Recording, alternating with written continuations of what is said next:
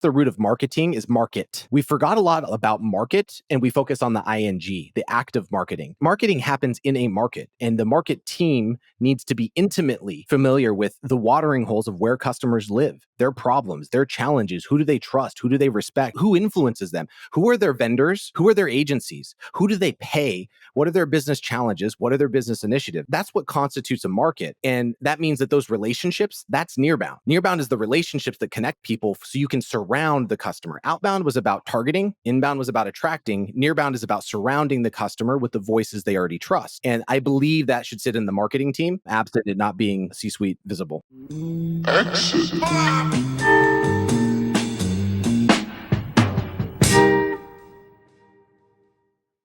All right, Jared. Good to see you, man. We go back a little ways. I haven't talked to you. We did a phone call maybe end of last summer. I asked you a few questions, but haven't seen you in a bit. How are things, man? What do you do these days? Oh man, you know me as the partner guy, right? So I kind of followed the DG playbook, and I started a media company, and then got that acquired by a SaaS company, and then I did a category creation play, and then I wrote the book on the category. So it's like you might have had some influence on me or something. First of all, what does that mean? You did. Let's explain for people. You did the whole media company thing. So let's rewind back a little bit. Was your last job before that working at Drift, and then you eventually left? Yeah. So I was at Drift for 3.5, going on 4 years, right? So we did some fun stuff like the Marketo and Adobe partnership, and some cool stuff with 6 Sense and Clearbit and all of the ABM space, like all the folks that listen to you in this podcast and on LinkedIn. We were everywhere, right? You were everywhere. And our partnerships were an awesome part of that to amplify the reach and voice and all of that. My curiosity with partnerships and being a lever turned in some courage. And I'm like, who else can do this partner thing? Like, where do I go to learn? There's like no one. There's no book. There's no podcast. So I actually started a podcast on partnerships while I was at Drift called Partner Up. And then that turned into a daily newsletter called PartnerHacker Daily. And then my co-founder and I, Isaac Morehouse, started PartnerHacker.com as a media company. And, mentors, role models, right? Like I actually paid it. I was at Drift to learn. A lot of people go to companies for the wrong reasons. I was there to learn. Mentors and role models. Sales Hacker already existed. Growth hackers, indie hackers, right? So like, hey, Partner Hacker, it just makes sense. Just innovate, don't invent. And that became, a multi-million-dollar business in less than 1 year. Where did you work at Drift before? PandaDoc? Yeah. Okay. I was the VP of sales and partnerships at PandaDoc. Yeah. So you came up like in B2B SaaS doing sales and then partnerships, and then at Drift, you ran partnerships there, and like you said, helped negotiate and build some of the strategic alliances, the big partnerships, And then you build this passion, like you start to realize, hey, I like being in this space. I like writing about this thing. I like talking about this thing. I'm going to go start a podcast. Did you start it with the intention of like, I think this can be huge, or it's like, hey, this is an area I'm passionate about. Like I want to have let me share my take. Let's start a podcast about this. And I'm asking because I kind of think I know the answer, but I think a lot of people I just like when I talk to somebody that has a passion for a space and then like goes and starts something and then like, oh, then this thing kind of serendipitously happens. And so what was your initial intention in starting that podcast? Was it just for fun for you to do it? I was really skeptical of starting anything in the partnership space because it is the third rail of, B2B, right? You have the marketing and sales fight, and partnerships, no one wants to touch it. It's like they want it to work, but they don't want to touch it. It's like, give me the partnership success, but like, I don't want to own it. You own it. You own it. I was reticent. I didn't start the podcast with the idea of starting a company. Absolutely not. I was like, let me go see if there's a body of work behind some of these great ecosystems and programs, like, from HubSpot to Salesforce to, you name it. We're on hundreds of episodes now, and we've produced thousands of pieces of content. So like I've written, listened, spoke, interviewed as much as anyone in the world on the topic of partnerships. And at that, as over time, you start to see the following started to mean something to people. And I was like, okay, people are listening again and again and again. And then I'd say when I saw the GTM bleep show that was about to happen, like marketing, sales, and success, like that SaaS 2022, 2023, like big blip, like peak SaaS, as you might call it. I knew that partnerships was going to be a lever that everyone had to figure out because there's not much left other than trust. So that's when I decided, I'm like, there's actually a company here. And do I start a SaaS company though? Right? This industry is going to grow. And I was like, no. Build the audience, the product follows. So I'm like, I already have the podcast. I already got started a newsletter. Let's launch the site. Let's do an event, right? We built a traditional B2B media company.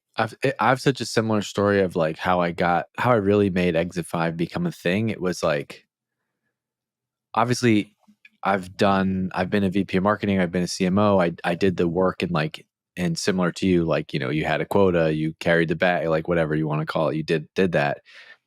But then like I realized, and I was going to like completely move away from this space. And I was like, man, I just want to go like do yoga and write poetry in the mountains.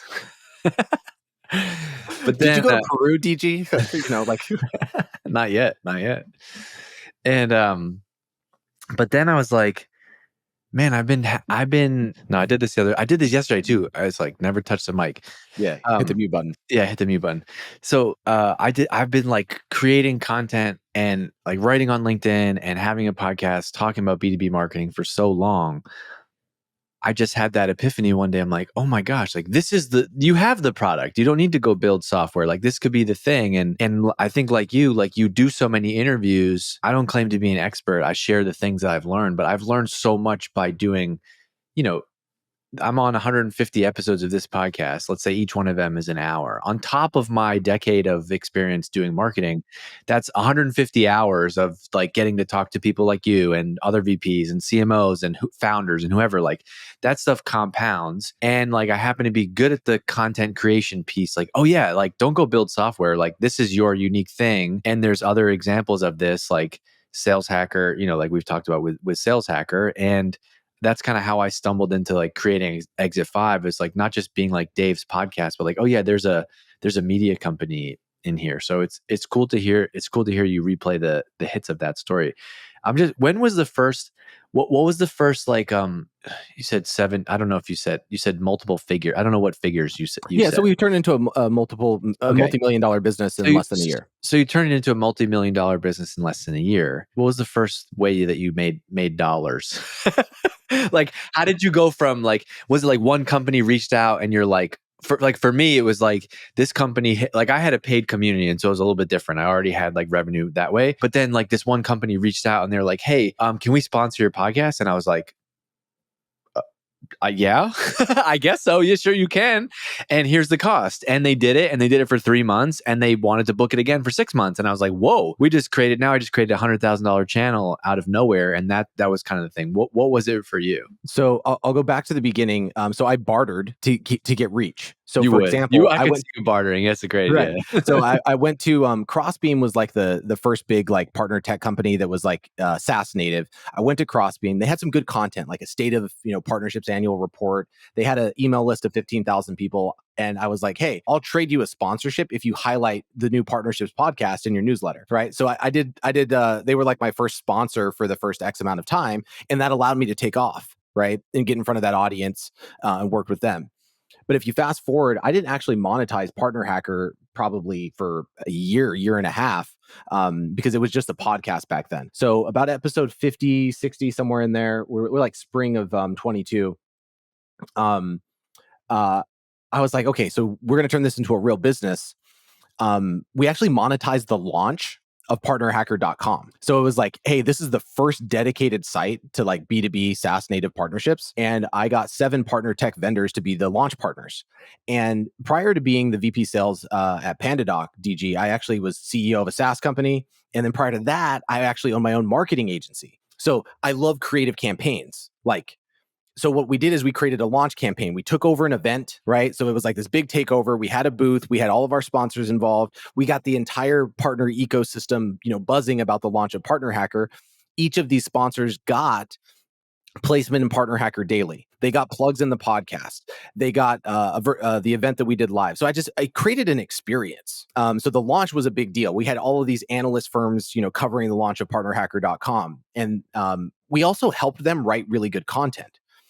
So it was like a media play where we were helping them talk to the audience that they were trying to sell to. And we'd be like, hey, we're not just letting you publish, we're going to help you write.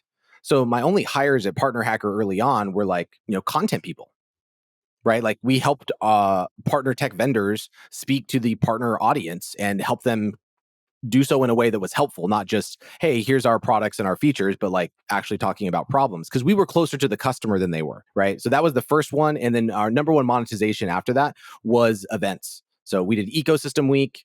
We did the PLX Summit. I think we did 4 big events in our first year, all which were multi 6 figures in revenue for us. Oh, interesting. Okay, so that's maybe the answer to the next question I was going to ask, because I had Jason Lemkin on the podcast last week, and we spent a bunch of time talking after, and he's helping me with Exit 5, just giving me advice and strategy. And he's like, and I was like, what's one thing that you would do if you started SaaStr again you wouldn't do? And he's like, I wouldn't do an event. And I'm like, what do you mean? That's the whole thing. And he's like, no, it's insane. It's a nightmare. And we're doing our first event in September, and I've gotten a lot of mixed feedback about like people who do an event. And Jason was like, do an event, but think of it as like don't make your whole business. Think of it as a community enabler, just because it's so much work. But if you can do a smaller event that's a gathering of people, but I think in your case, a virtual event, especially in an area where nobody is actively creating content and topics around that's a good place. So basically, my translation of that is, when you launched, instead of doing like these a la carte sponsorships, you kind of like got smart about like packaging and bundling, and like really created packages, as opposed to like, yeah, you can spend X and get Y, right? If you think like actually like a media company, and you think about your customers that are paying you, you want to come up with some sort of package that it seems more attractive, like value add over placement, right? So for example, it's like, hey, we'll give you a podcast spot. Okay, cool. What's your reach, right? Like that's, if you're if you're selling the lowest common denominator, then all they care about is reach in the audience. But it's like, no. What we're actually going to do is we did, I call them brand and demand campaigns, which is kind of interesting. I don't think I've ever talked about this publicly. It was me thinking more like an agency, even though I was a media company. So what we do is we do a kickoff call, and we'd help them craft their narrative for the audience. Like, you don't just get to market to our audience. We actually consulted, helped them craft the narrative that we knew would land. And then we'd feature them in we called Sunday Stories. So we sent a newsletter 7 days a week, but only Sundays was for sponsors. And it was like the launch of their story. Yeah, so they got a dedicated send to our email list, which was really good content. We actually had people being like, this is the best advertising I've ever seen. Interesting you mentioned that. So for like the first year of doing this, I was running the business by myself, and I would just basically was playing whack-a-mole with like sponsorships. Like somebody would come in and say, hey, can we sponsor your newsletter? And I was like, yeah, great. We have it's booked for the next 4 weeks, but like, for June 3rd, the newsletter's open. That was great. It was great to get it going. It was great to see the demand. But this year we don't do any like a la carte what I would call a la carte sponsorships like that. Instead, it's like, yeah, you might pay X, like much bigger dollar amount, but that's going to be like 2 webinars, 3 months of podcast ads, 3 or 4 newsletters, and the sponsors and partners that we're working with. In this world, partner is a fancy name for sponsors. It's like, yeah, we call them partners, not sponsors. Right. But anyway, the results are much better, and especially in B2B, it's like, I hate the CPM math, because people are like, well, your email list has 17,000 people on it. That means we're going to reach this many. I'm like, well, hold on. But if you got like 2 new customers from doing this, you would like make a lot of your money back. And they're like, yes. And like, so throw out the CPM math. Let's do this bundle, and it works. Yeah. It works So that's what we do. Is we'd help them build the brand with the audience, a featured story, podcast spots, newsletter spots, social. So our social presence was amazing as well. So we'd help them create. And we do influencer content. So this is where the whole concept of Nearbound comes around, is like we'd help our partners write content, that we loved, that we knew our audience was going to resonate with. And we're able to extract that content and place it in all of these different places. But not just that, interact with people who also cared about that content. So we had these omni-channel distribution. And at the end of the campaign, we'd always have an event, right? A virtual event. So it was like brand and demand. And then that event was like the capture moment, where we get 500 people to register for a partner event where we had 5 or 6 vendors, us, and big names present. And that was like their best channel. So like Tyler Calder, the CMO of PartnerStack, came to me and was like, I'll never do another event alone. It's silly. I should always do them with partners. And the other thing that he noticed, he's like, hey, almost all of my pipeline this quarter came from working with you guys. Because of that, we built brand over time, trust, and then there was a capture moment, not the other way around. Hey, let me send you to this partner sponsor, it was all offline channels. You couldn't see who was clicking into anything. And then when we did the event, it's like, hey, here's your 300 leads. Yeah, it's been another learning for us, was like really focusing on like almost client service and account management, instead of being like they buy an ad slot and we're like, great, what's the copy? We're now being like, let's talk about it. Let's us help you craft the right content and offer for this audience and like help them be successful. And then like also that's going to be the best source of new I'd much rather have a company be like, dude, that works so well. Can we sign up for the next 3 months, as opposed to us having to find more? Yeah, that's the thing is how much easier was it for me to sell back to PartnerStack and Tyler after crushing it and crushing it and crushing it. Like they loved working with us, and there was a competing community at the time, partnership leaders. And I could just put it one way: they only paid one of us. Like it's like working with you guys is great. It's like, yeah, put the customer first, sell them something they want, deliver results. And I think we just don't think about our marketing the right way. Like if you're a good media company, your clients love you, your readers love you. So I do want to get into partnerships like as lessons. Maybe we'll spend like the back half of this, but I'm digging this topic, and I care about it, and it's my podcast, so I don't care. um, so you build PartnerHacker, eventually built it, and you sold it, and that's interesting. Was that a did you set out to do that? Why not why not just continue to operate it, have a highly profitable business? Why sell it? How did that deal go? How did that deal go down? I would love to try to understand that, because I know you'll talk candidly about it. Not a lot of people talk about it. Like I'd love to hear Max tell a story about selling SalesHacker to Outreach, and so I'd love to hear your story as somebody who might be in that situation one day. I'd love to have the option to do or not do that, and I'm curious to hear how it all went down, who you sold to, that what you do now, everything. We were experiencing really awesome growth in a space that didn't really have a voice, right? Like all these heads of partnerships in B2B tech across all the industries, there was no centralized place where there was like a readership or an audience. And because we'd consolidated that and it was growing so quickly. Sorry, and what were the core channels? Like when you say like media company, like for us, it's we have a paid community, we have a podcast, we do content, and we're doing events. What were the core channels for you? It was owned media primarily. So the website, the newsletter, the podcast, and then the social. So YouTube and LinkedIn, right? And some Twitter. But I mean, fairly traditional from a tech enabled media company, right? That's all online. And then our events were a pillar, right? That was a big part of our branded events. So it was basically a database, right? That we, produced content and distributed to. And our audience trusted us more and more over time. So what ended up happening was like, hey, Isaac and I had a number in mind. We said, if we hit this many millions in an acquisition offer, we'll do it. Prior to 2 years. You ever read the book Built to Sell? Mm-mm. So basically, he talks about in the book, it's like whether you want to sell or not, every entrepreneur.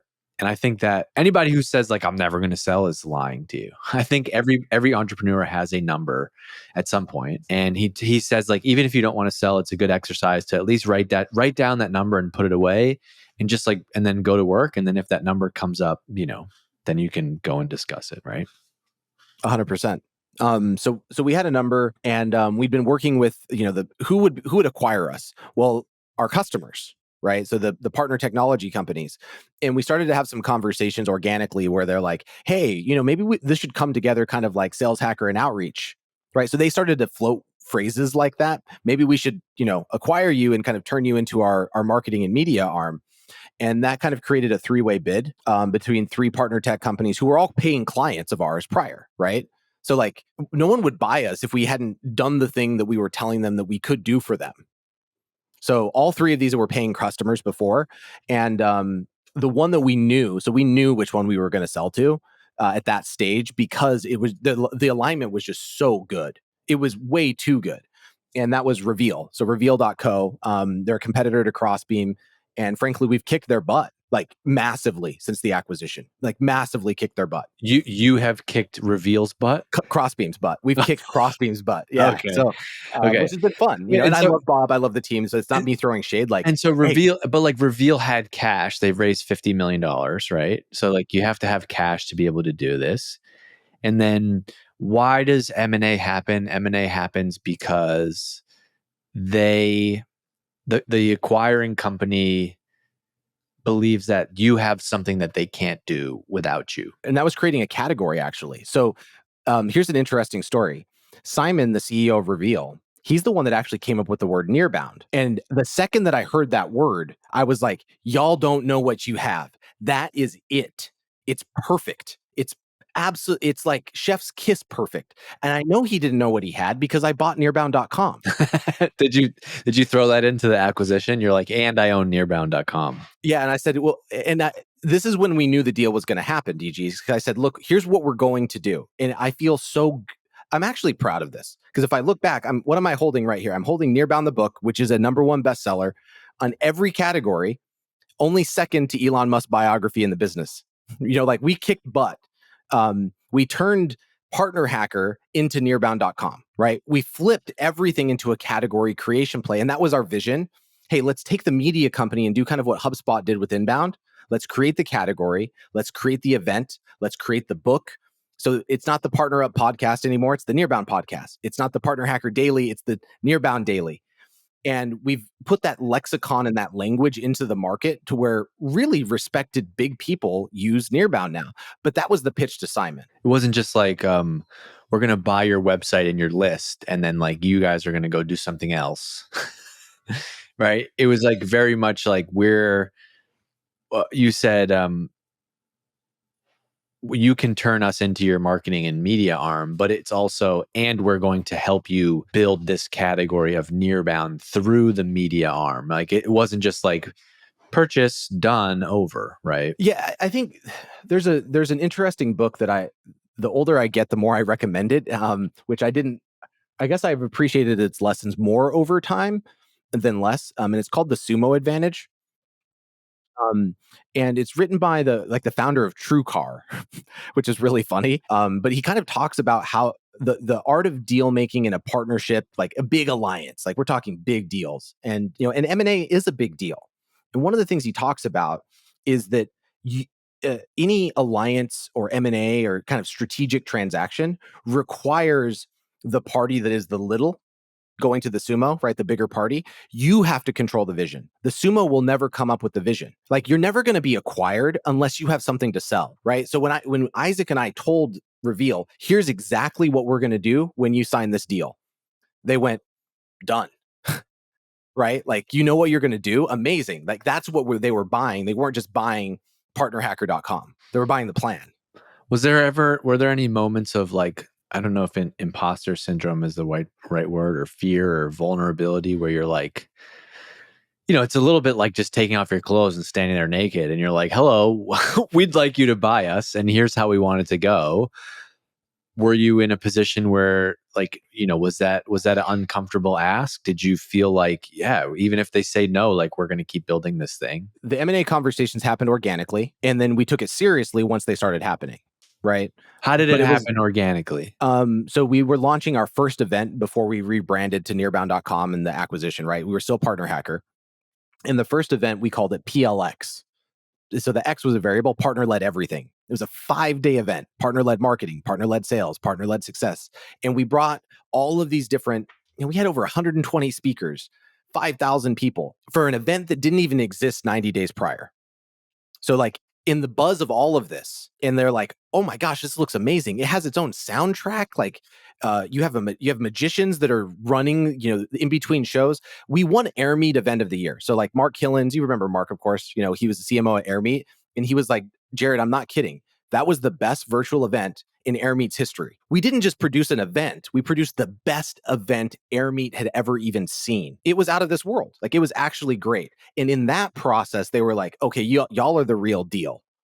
That's when it got serious, is that the product was great. DG, one of the things that we did, no one had ever done this in B2B before. We shipped thousands of workbooks to people's homes that had the face of every speaker, QR code to their LinkedIn, notes from their session, and it was like the PLX workbook. So you could actually have something. And guess what I did? I put the sponsor tags in the workbook. So you got to be on people's home, on their desks while they're watching this event, and have their partner playbook for the next year. So like we just brought together an incredible experience that was kind of hybrid in that sense. And when the partner tech companies saw that this is how you do it, this is great marketing, that's when the offers got serious. And then what do you do now? So now that you're part of this company, what are the terms of your relationship look like, and what is your job at the company? So I lead partnerships and kind of like the media arm inside. So I'm chief ecosystem officer, if you will. So I'm continuing to build partnerships and grow the Nearbound category. And what that looks like, for example, is that like Nearbound, the event this year, is happening at Inbound. Like, that's pretty dang cool. This word didn't even exist a year and a half ago, and now it's being co-signed by HubSpot. HubSpot is one of our customers. They're one of our biggest partners.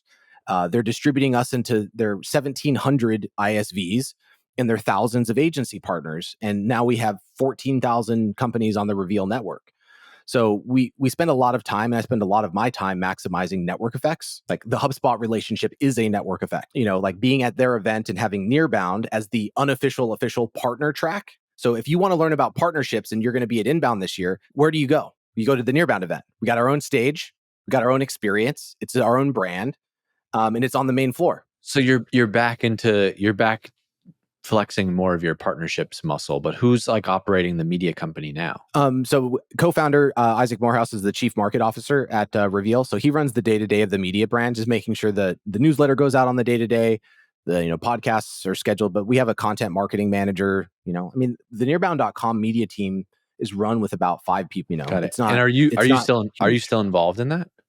Yeah. Yeah. So Nearbound.com and Reveal are just, it's one company. And then do you have a bunch of upside in Reveal? Like you got cash for the deal and then some equity in Reveal? Yeah, absolutely. So it's a majority, there's a reverse merger is the technical term, because Reveal was a French company. So I won't get into the complexities of that, but the lawyer bill for a relatively small transaction was relatively high. How about that? What's it like negotiating with the French? When you're on opposite, so here's the thing. We had the French-American War definitely happened, but whenever we're on the same team, we do really well, right? Like when Americans and the French are on the same team, we tend to do really well historically. But like that fight was. I say this with nothing but love. All of the French people that I know, they're very direct. They're even more direct than American than we think that we can be, and so it's great. Like I'm thinking, they'll tell you like that will never happen. Like you're like, hey, here's this thing that will never happen, and you're just like, okay, well, right. I'm thinking like of negotiating with G or something like that. How bad I would be in that situation. Right. Yeah, a reverse merger, huh? I've only heard that term in a rap song once. Jay-Z says, "IPO hove, no need for reverse merger." I don't really know what it means, but I'm happy to hear. I'm happy to hear that. But it was the right thing for you to do. Like it seems like you're genuinely excited about the opportunity, and so like you get to keep building this media company, build the Nearbound category. It's the right home to do this. You could have done this all on your own, but now you're part of a company which gives you more skin in the game, and you have bigger upside. Yeah, absolutely. And the goal was always to build the category, right? Like I have this phrase which is probably somewhat stolen from DC to some degree. And I call it, there's 3 different types of entrepreneurs. There's builders, there's geniuses, and there's pros. Builders have a hammer and they're looking for a nail. Just like, here's my product. Where's the problem, right? They're just product and it's all about them. That's probably 90% of entrepreneurs. And good luck to them, right? I've started companies like that and I have failed. Then there's geniuses, which is not you or me. We're not going to create some 10x technological innovation that changes the game. Whoa. I'm a genius. Speak for yourself, dude. Maybe you're not a genius, but I am. When it comes to product, right? When it comes to technical innovation. I was product manager at Drift for one day. The company was 10 people. We created this like social media tool called the Drift Daily, and they were like, you know what, you can PM this. And I literally did it for like 2 days, and then they were like, actually, just give this to Matt Bellotti, and like you write the words for it. There you go. So the geniuses, like what they quickly realized, DG, is that great product never beats great go-to-market. The last one's what I think is the pro, like what I saw at Drift. I mean, Drift, we were an iframe on a website, dude. Like, come on. Like we were an iframe on a website. That's all that we were. But what a pro does is they pick an undeniable shift in the world, right? Where they have, as Paul Graham likes to say, an earned secret, right? There's something about them that ties to this undeniable shift. And then they own the audience and then they build the product. And that was my thesis. I don't even know what an iframe is. So like, I just am good at the words part. So that's Hey, your copywriting is like, it influences everything that we do and I do. So I just love the way you think no. about great content. Thanks, man. That's cool to hear. Let's circle back and talk about partnerships now. We haven't covered this topic a lot. We've done a couple episodes on this, but you mentioned earlier, you said that I wrote this down. Partnerships are the third rail because marketing. I wouldn't say marketing doesn't want it. So you said marketing doesn't want to own it. Sales doesn't want to own it. I don't think it's that they don't want to own it. I think typically what happens is that there's someone doing partnerships and they don't really report into either org. And I worked at a company, I'm not going to say where or when, but I worked at a company and we really battled with the partnerships team because it was like a separate line item in revenue. And so like any marketing decision we would make, they'd be like, no, I hate this copy. Like the thing you guys are launching just is like going to piss off like all of our partners. And it's like, okay, but like we're doing this much in revenue. The partner slice is only this much. And so like we eventually got aligned because we eventually folded it into the person who ran sales and like it did become a much more streamlined org. But I feel like a lot of it has to do with like where does it sit? But let's just talk about what is a successful partnership motion look like for most of our listeners are in B2B SaaS. What does that look like and where should it sit and how should it be measured and what should the partner team do? So what you just said is what it shouldn't be. Partnership should not be an independent business unit. It should not be a channel, and it should not even be thought of as a department. Well, so don't you think this is like why there's so much conflict? So like I'm going to use made up numbers, but like let's say the company was doing $10 million in revenue. The partner team like was delivering $1 million of that revenue, not insignificant, 10% of revenue, but it's not enough to like change all the other plans. And it just created conflict inside of the company, right? Yeah. And that's prototypical in B2B SaaS because in SaaS, we are addicted to cheap customer acquisition and the unit economics of the funnel and, funnel math. How's that working for you in 2024 though, would be my counter. But going back to, that split, it's that partnerships should be a strategy for each department, not its own number. In other words, it needs to be an overlay, right? So you should be looking at partner attach rate over your partner bookings, right? Partner bookings are for like a teleco company, right? That has a channel of IT distributors and resellers. And if you're SaaS-Native, nothing that I just said made any sense. Exactly. The partner model that people, screw up and try to bring into SaaS is from a non-native SaaS world. It's from when you have local partners installing hardware. Why would you take that model and put it into a cloud native SaaS realm that like everything's changing so fast? So that's what I think, why I felt Nearbound was so important. Nearbound is how each company goes to market or lives in market and creates content with partners, sells with partners, and then serves with partners. And it's about marketing, sales, and success doing that, not a partner team owning some independent channel or business unit that like somehow interfaces with marketing and sales and success. That's what was so broken about it, is that it wasn't SaaS-Native. Does the partnership team report into the CRO? I think that folks should have a chief ecosystem or a chief partner officer as an aspiration that it has a seat alongside the CMO and the CRO. I think absent that, though, the very next best place to put it is underneath the marketing department. Why? Because what's the root of marketing is market. We forgot a lot about market and we focus on the ing, the act of marketing. Marketing happens in a market, and the market team needs to be intimately familiar with the watering holes of where customers live, their problems, their challenges. Who do they trust? Who do they respect? Who influences them? Who are their vendors? Who are their agencies? Who do they pay? What are their business challenges? What are their business initiatives? That's what constitutes a market. And that means that those relationships, that's Nearbound. Nearbound is the relationships that connect people so you can surround the customer. Outbound was about targeting. Inbound was about attracting. Nearbound is about surrounding the customer with the voices they already trust. And I believe that should sit in the marketing team, absent it not being, C-suite visible. Well, that's interesting because that also then would change how you think about what success looks like, right? And so the only measure of partnership, so selling more of your product is not the only measureship of partnership success, right? And there's a lot of nuance here. Just like marketing, it's like, we did stuff back in the day, like, right? Like, hey, David, who's the CEO, for people that don't have the context of like DC, like, hey, Jared got this, there's this like Adobe Summit, and we don't really have anything like baked out from a product standpoint, and we're not selling anything yet, but like we got him they got him a slot to like speak at their event. Should we go do that? Yes, of course. Like, that's great. Great for brand perception. Great to be associated with Adobe. Like, if we only looked at that as like, well, can we, will we get X dollars in pipeline from this? It's similar to marketing. It's like if you only treat it as a direct response channel, you don't maximize what the potential can really be, right? Right. I just wrote an article on this for Nearbound.com about how I did this inside of Drift with Marketo. Like, so DG, I went and visited all 3 North American offices for Marketo, and I met with 55 CSMs and generated hundreds of referrals. But I was also working with your marketing team like Alex, and we were doing email campaigns, right? We were doing executive, alignment stuff with like Jill Rowley, right? And Sarah Kennedy.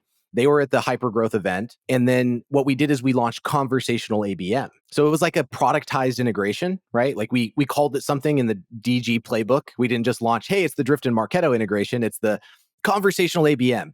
Adobe is the one that put out the press release, not us, which was dope.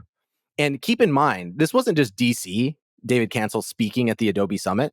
Steve Lucas gave the keynote. So this is the keynote from the CEO of Marketo, and he ends his keynote with, and that's why I'm so excited to announce conversational ABM with David Cancel and Drift. We took over the keynote in front of 19,000 people, and we didn't pay anything for it. We paid nothing. That's the power of good partnerships and working with the marketing team, right? We generated, when I left Drift, DG, we had over $30 million in revenue attached to Marketo. And when you and I started, guess what? We had none. Right. But it wasn't a relationship that was built with some like short-term pipeline number in mind, right? It wasn't like, oh, we need like, hey, Jared, like the CRO wasn't like, hey, Jared, we need $2 million in pipeline from like, did you have a quota though, like at that time? This is very important distinction. What was the objective with Marketo? It was to become their number one partner globally. And that's what I loved.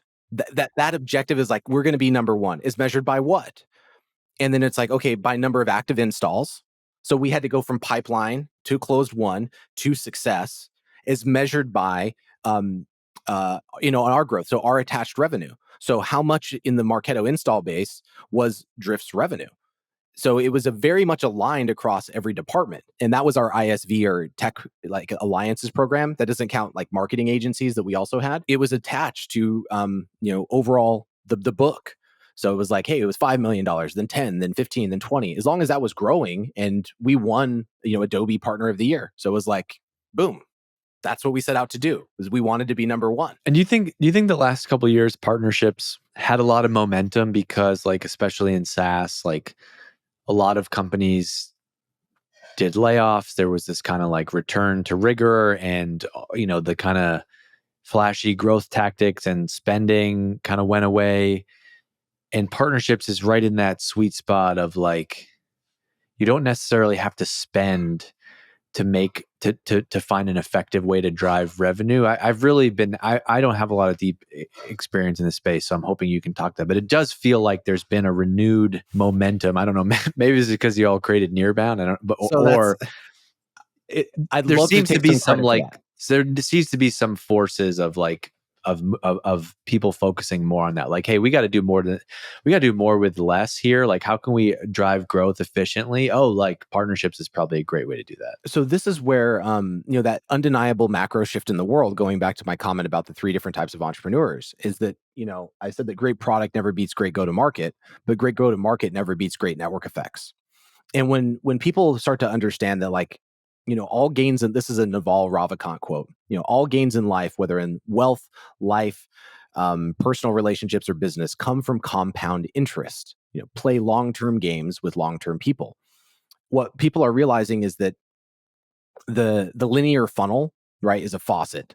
And HubSpot had it right with the concept of a flywheel. If you have a leaky bucket in SaaS, you cannot fix it with more marketing acquisition dollars, right? The whole Chris Walker, thesis on paid spend, right? And what folks are doing with demand gen that's obviously not working like it used to. There started to be in 2022 a bunch of VC firms like Benchmark Capital and that started to talk to us over at PartnerHacker. And then they started to release some reports that were like, hey, the number one growth strategy in 2023 is going to be, like partner-led growth. And I'm like, okay, the VCs are paying attention now, right? And they were referencing our content and our studies and our events. And that's when I knew that like this was going to start to permeate, because boards are now having this conversation. What's our partner strategy? What's our ecosystem strategy? Where do we have flywheel or network effects where $1 in can generate $5 on return? And you'll just never get that with an ad, even if it's, an ad, an email, multi-channel, and a SDR and an AE and CSM. Like if you have any product value that you're generating net dollar expansion, someone else is coming for that. It's so easy to build a product today. So if you're like, hey, I got 130% net dollar retention at my B2B SaaS company, fantastic. Some other entrepreneur is going to come for that 30%. Like there's a competition for everything. So you need network effects, you need flywheel effects. And that's why HubSpot to this day is still my favorite role model company. Like, HubSpot, DG, has never missed an earnings report. Never missed never missed saying what they're going to do. They've never had an earnings miss in their entire time since it's been 10 years being public. You know what? Sometimes I think about, I've done well. I've made some money, but I was a marketing manager at HubSpot. I ran their first podcast, and I worked there in 2014 before I went to Drift. I do sometimes think about if I just stayed there for a decade and rode that and like kept getting promoted, and I think I would have got promoted and like I would have done well if I just had that stock and that was my portfolio. I think I also I would have done pretty damn well. You would have done fantastic. Yeah. Kip is doing just fine. Kip is great. Kip is great. We're playing golf next week. Next month he's coming. He has a place up in Vermont, and he owes me a round of golf, and I'm gonna do the like pretend to offer to pay, but like he'll pay for that. I'm just kidding. I love you. You mentioned Kip. So like at the Nearbound Summit last year, DG, we had like 30 Minutes to President's Club. We did a live podcast with them. So that's like the biggest podcast in sales. We did a live podcast with Marketing Against the Grain with like Kip and Kieran, right? And then we did one on the customer success side. So like that's like an intro. What do you call that stuff? It's kind of partnerships. It's not traditional. It's not market. We doubled our reach in every way. Like we brought them into our stuff. We highlighted them and made it cool. Like we made it look like the podcast takeovers of this each day were just like amazing. So Kip and Kieran were like, that was fun. Thanks guys. Like amazing. So that's what I mean by like marketing and Nearbound. Think back to like Drift and Gong. Dude, we never even had an integration, but we loved marketing with Gong. Every time we did something with Gong, we both made money. Right. That's what I think is interesting about like the role of partnerships is like you can do things that don't have to require like development work. Like you didn't have to go to the chief product officer and like they got to tell you some line about, well, this will take time. Like there's just overlapping audience stuff that makes sense to do, and it's mutually beneficial. I think in your world, do people still do co-marketing? Like when I worked at HubSpot and in other places, like co-marketing was like a team. Is co-marketing like rolled into this role of partnerships? Like, and what I mean by co-marketing is like maybe not these integration level things, but like, hey, and we did some of this early days of Drift. Like, hey, we like Engagio has a customer base that like we want to be in front of. Like we have a good audience they want to be in front of. Let's do some webinars and some podcasts and co-create content together. I don't like the phrase co-marketing, just like I don't like the phrase co-selling, because it implies that we're like marketing two separate things, right? Or that we're selling two separate things. Like no CRO in the world wants to co-sell with another SaaS company. Why? That's two opties. That's twice the deal amount. You're 50% less likely to get it.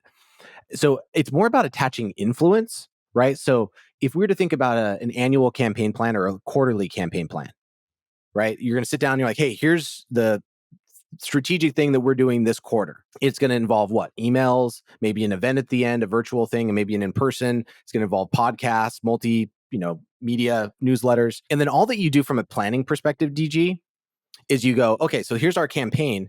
Who are the voices that our customers trust? And there's going to be names, company names and people names. And that you attach as many of those as you possibly can across your social media team, across your content marketing manager, across your demand gen person that's orchestrating ads. And it becomes a part of how you run your marketing day-to-day ops. versus this co-marketing thing that's like, okay, your product, my product, how do we come up with a better together story? And like, that's just a waste of effort. Overlay partnerships, nearbound activities to your marketing team's rhythm of the business. And that's what I detail. I actually spend the more time in the book on Nearbound talking about this than I do any other department. I think it's the most effective use of anyone's time today. Because if you just think about it, you have your database. You're already marketing to your database. You go out and you work with these partners and you have 5x your database. Well, your reach just, I mean, come on, and they're constantly growing theirs. It's the cheapest acquisition channel for acquiring, new names and building trust and affinity in market. So it's co-marketing to me is about marketing two products. Nearbound marketing is about intertwining partner voices with your own. And I got a great example of like who's crushed this with like a scrappy team of 3 people. Pete Caputa, the agency guy that created the HubSpot program and is now CEO of Databox. And John Bonini. So like really good content in his work. They generated 1 million hits a month on the Databox website by interviewing 1,000 marketing agencies in the course of a year. So what did they do? They just created content with all of the agencies that their target customers worked with. And that's all that was like the genius of the Databox marketing play. This wasn't a 30-person marketing team. It was a 3-person marketing team. They crushed it and they're profitable. They don't spend on ads. I like the to make this full circle. That's like also related to the media company model. It's like we're doing this now with Exit 5. It's like all the people that we want, like the content is there. We have 3,500 paying members in our community. We have podcast audience. We have social media followers. Like we don't need celebrities to create content. It's all the people doing the actual work. Let's tell their stories and share their lessons. Okay, let's wrap up and tell me something that I should have asked you or that people should know about partnerships that I didn't get to. The biggest takeaway is that partnership should be a strategy for each department. So like you need to ask the question, if you're a marketer, what is my content marketer going to do with this? What is my, each person on your marketing team, what are they supposed to do with partnerships? And that's what I call, nearbound marketing. It's like, it's the answers to the test on how each person can leverage partnerships. Versus, hey, how should my company build a partnerships department over there? That just ain't going to work. It hasn't and it won't. So that's my quick summary. So whoever leads partnerships doesn't just think of like one team. You truly have to be a partner to the business. You truly have to be involved in the business strategy and see all the different areas where you can get involved. And the biggest impact area is absolutely marketing. The biggest levers are in marketing to grow.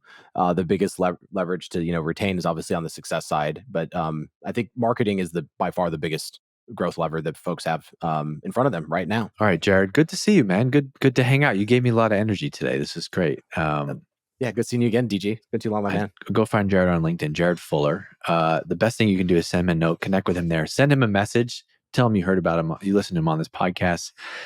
Go to nearbound.com, check out all the Nearbound stuff. And maybe I do think we need to continue to shed more light. I think partnerships needs to be a more regular topic on this podcast. And I'll do a better job of that, or else I will get a message from Jill Rowley every 3 months yelling at me for not covering partnerships more. All right, Jared. Good to see you, man. Thank you for doing the podcast. I'll see you. Thanks everybody for listening. If you like this podcast, do me a favor, leave me a review, write a LinkedIn post. Buy flowers for your significant other or something. Do something nice. Exit.